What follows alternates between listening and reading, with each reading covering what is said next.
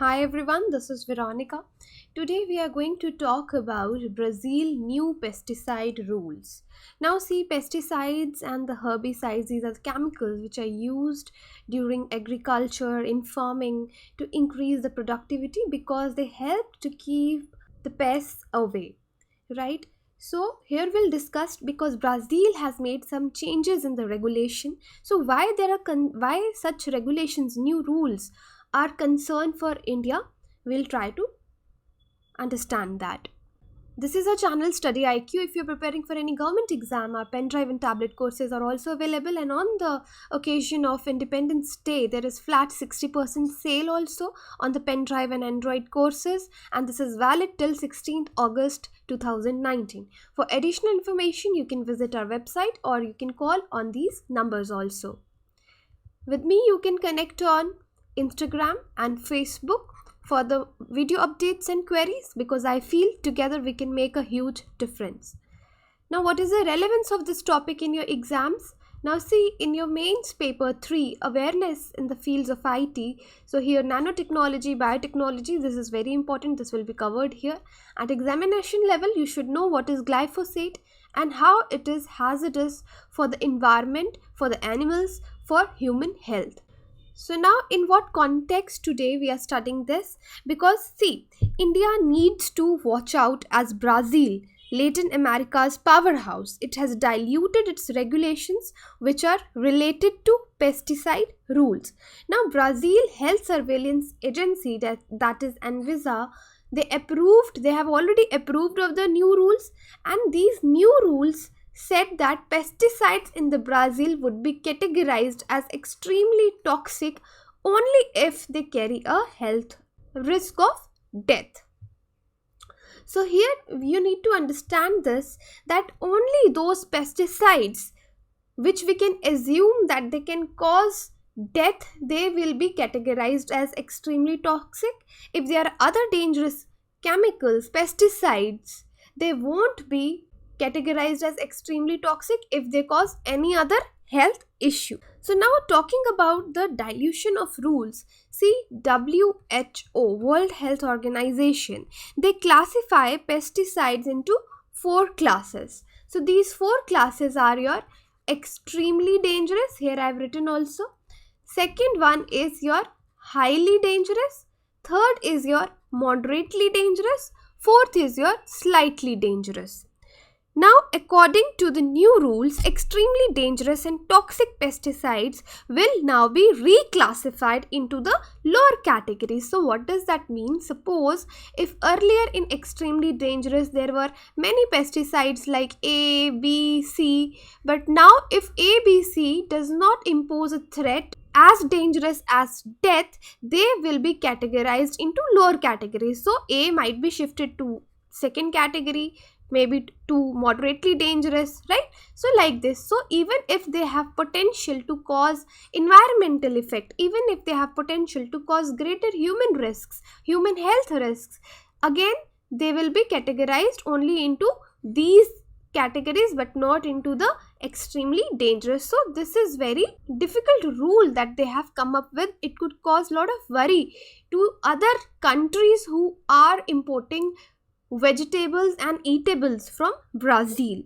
So the new rules are thus contrary to existing classification model that consider death risk along with other effects like skin and eye irritations. Because what I'm trying to explain here, there are many pesticides which actually cause you skin irritation, which may cause you eye irritation and many dangerous health diseases also. But as they do not pose a death risk, so they might be categorized into the lower categories. While a person may not die due to impact on skin or an eye, these are certainly indicators of hazardous impacts on health. Now see, Brazil beans and glyphosate. So because we also import lot of soya beans from Brazil, so India should also be concerned. 2 years ago, Brazil was world's top exporter of soya beans and captured half the market, followed closely by US. In 2017, Brazil was the third biggest seller of beans to India. So we import beans from Brazil, but we also import from other two countries also. But Brazil has 6% of market share. That is huge, 6% of market share.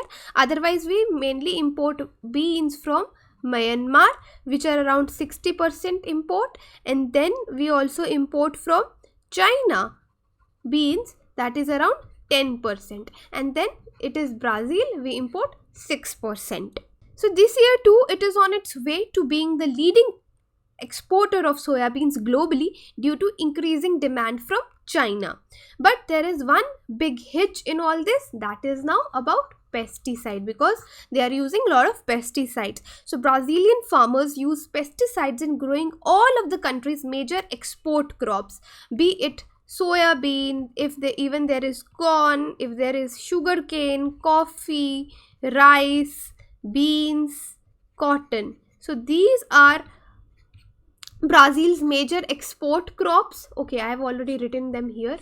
So these are the major export crops of Brazil, and they are using a lot of pesticides to increase their exports. So why they are doing this?